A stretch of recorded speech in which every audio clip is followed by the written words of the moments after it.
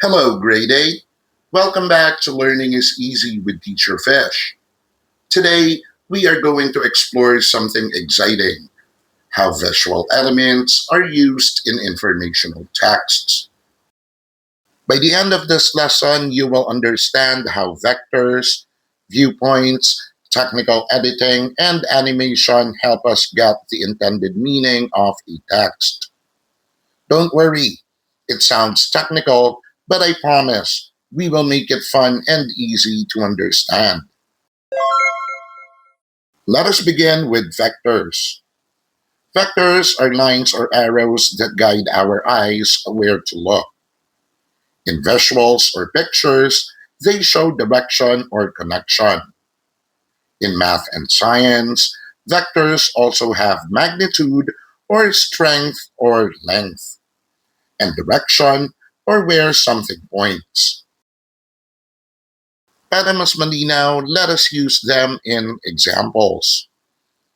In the South African folktale The Lion's Whisker, when the girl reaches out her hand toward the lion, her arm acts like a visual vector, guiding our eyes straight to the lion. In science naman, pansinin nyo yung apple na nahulog mula sa puno. Alam natin na pababa ang direction niya, di ba?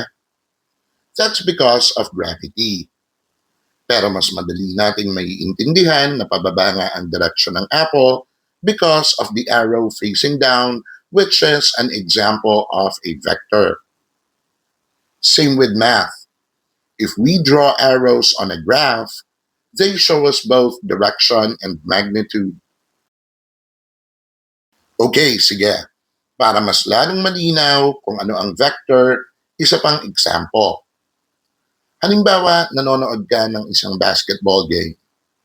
Di ba yung tingin mo sumusunod sa bola habang lumilipad dito? The ball becomes the vector. Kasi ipinapakita nito kung saan nakatutok or nakafocus ang mata mo. The next is viewpoint. Viewpoint is the angle or perspective from which information is presented. It affects how the audience feels toward the subject, whether small, powerful, or equal. Sa madaling salita, ang viewpoint ay parang lens ng camera. Depende kung saan ito nakatutok, ganun din ang magiging dating ng eksena sa iyo. Let us again have some examples. In many African stories, lions are often shown as powerful and intimidating. Illustrators may use a low-angle view or looking up at the lion para mas mukha siyang majestic, dominant, or even scary. On the other hand, using a high angle or yung tingin mo is looking down on the lion can make it look weaker or less scary. Pansin niyo ba yung difference? Kumbaga sa selfies, iba ang dating kapag top view. Iba rin kapag low angle. And so, viewpoint helps us feel a certain way about the subject. The next visual element is technical editing.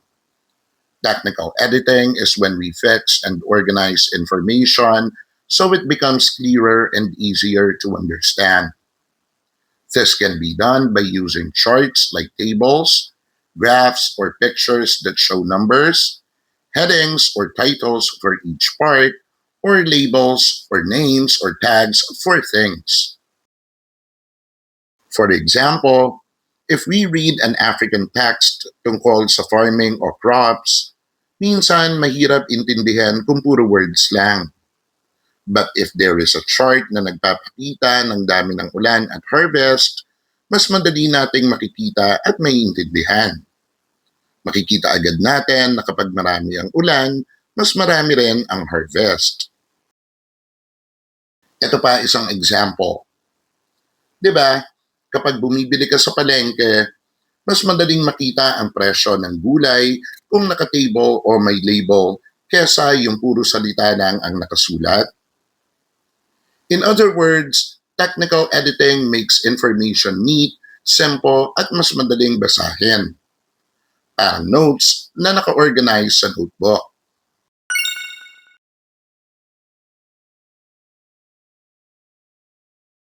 Last, animations. Animations are moving pictures or graphics that show how something happens step by step. Instead of just reading or looking at still images, animations move and change to demonstrate a process. And because they move, they catch our attention, make lessons more exciting, and help us understand better. Imagine an African text about the Nile River. An animation showing the river flowing from mountains to farms helps us easily see how it gives life to people. Isipin mo to, kung ang comic strip ay buhay na, paano pa kaya kung gumagalaw, di ba? Parang TikTok fillers, gumagalaw sila. Kaya mas nakaka-catch ng attention kesa sa plain picture. Alright, let us check what you have learned from our lesson. Mini quiz time. Choose the letter of the best answer for each item.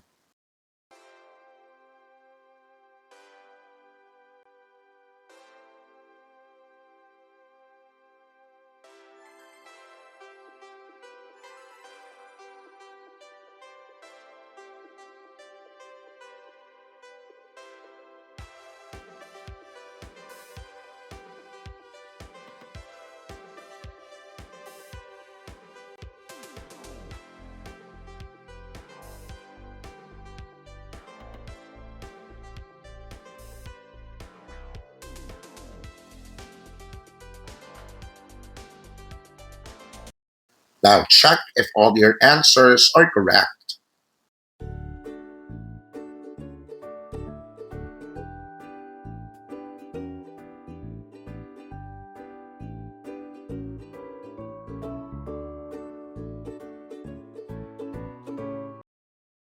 And before we end, recap time muna ulit tayo.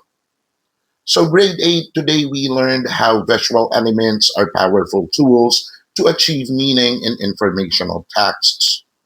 And these elements are vectors, guide our eyes; viewpoint, changes how we see things; technical editing, makes information clear; and animations, bring concepts to life. Remember, visual elements are not just decorations. They are tools that help us learn and feel meaning. Great job, class. We just finished another lesson that will surely help you level up in school, life, and the future. Do not forget to watch the other lesson videos on this channel para every lesson, ikaw ang bida. See you next time.